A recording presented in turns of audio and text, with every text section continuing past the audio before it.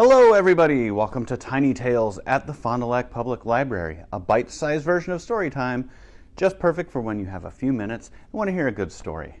I'm Chris, and I'm here with you this morning to share a fun story and a rhyme. Are you ready to start? This book is called Cone Cat, and it's by Sarah Howden and illustrated by Carmen Mock. I came across this the other day and felt like I had to share it with you. If you want to take it home, it sits in our pets section in Concepts. So, Cone Cat.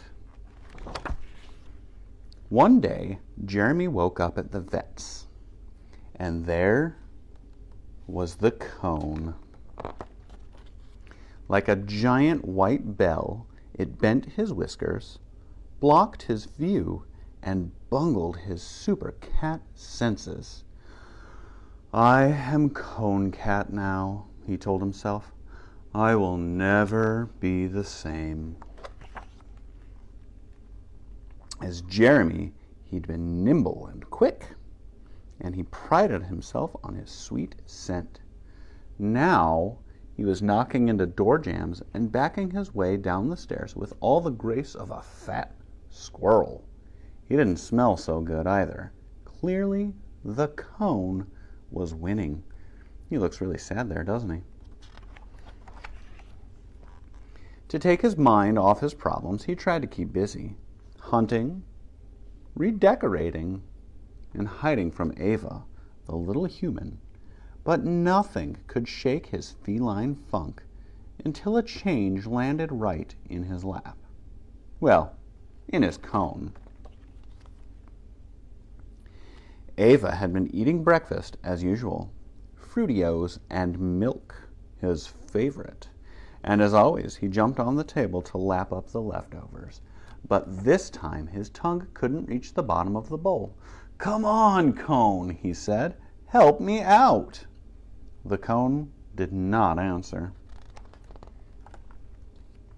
Then something magical happened. Just as Cone Cat wilted like the saddest flower, the bowl tipped toward him.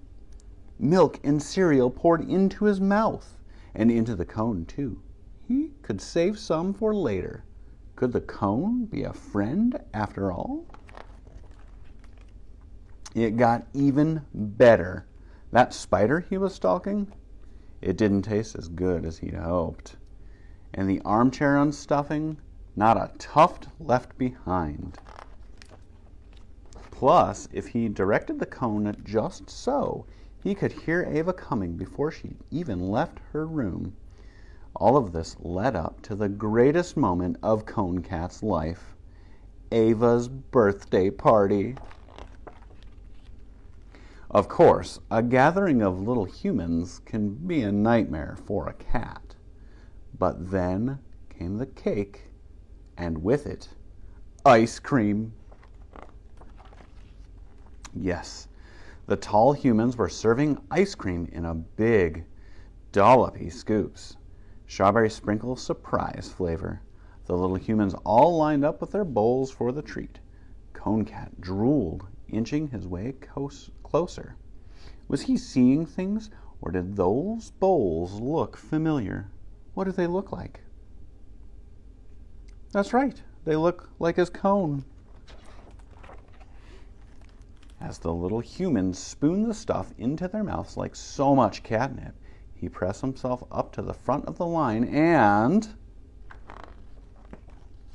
plop!